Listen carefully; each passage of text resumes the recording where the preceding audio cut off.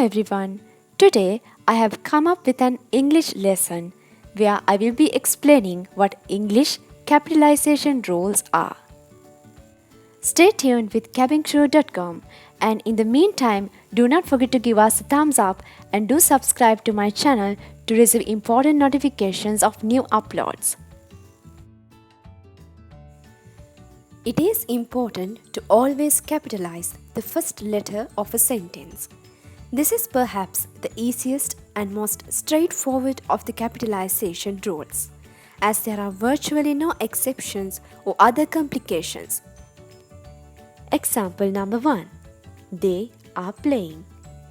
Here the first word of the sentence is they, and the first letter of the first word is highlighted as it is capitalized. And the second example says that dogs are barking. Dogs is the first word of the sentence, and the highlighted D letter is capitalized. So the rule is, at the beginning of a sentence, you have to use a capital letter. It is not necessary to capitalize other pronouns when they begin a sentence. However, the pronoun I is always capitalized, no matter where it falls in a sentence. Referring to the first example, it says, I am singing. The pronoun I comes at the beginning of the sentence and thus capitalized. Let us leave the second example and jump onto the third example. The third example says, David and I like to read. The pronoun I comes at the middle of the sentence.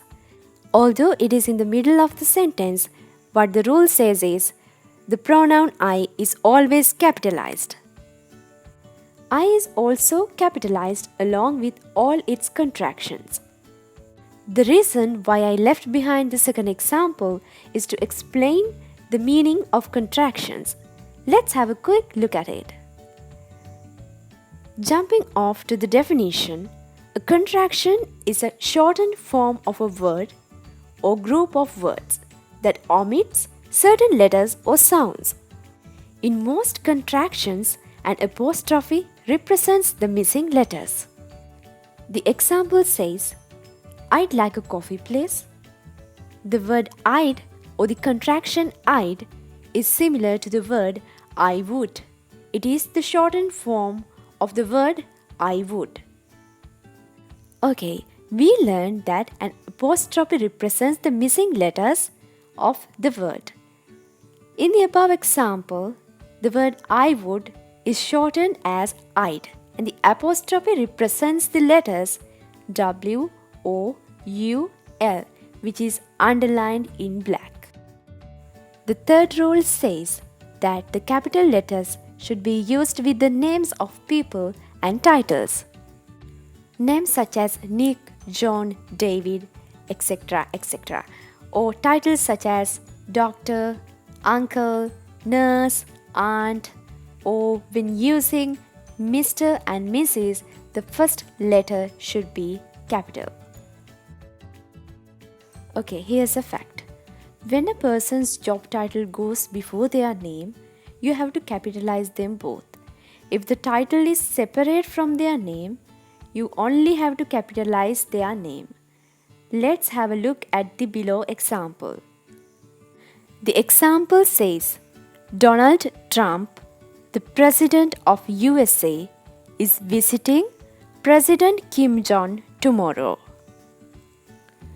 The phrase where it says, the President of USA doesn't involve a name, so you can leave it in lowercase. The next phrase, President Kim Jong, refers to a title before the name, so you have to capitalize both the name and the title. Rule number 4 says, capitalize the names of places and specific continents, countries, states, cities, regions, monuments, and landmarks. Below are few examples for the names of places which should be capitalized.